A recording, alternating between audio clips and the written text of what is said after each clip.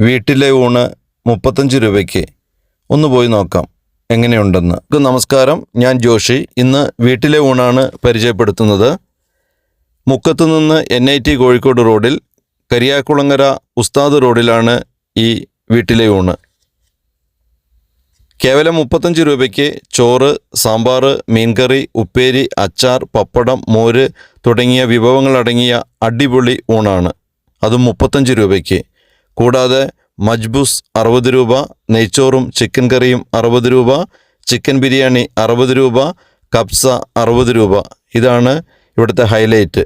തീർച്ചയായും ഈ വഴി യാത്ര ചെയ്യുന്നവർ ട്രൈ ചെയ്യേണ്ടതാണ് ഈ വീട്ടിലെ ഊണ്.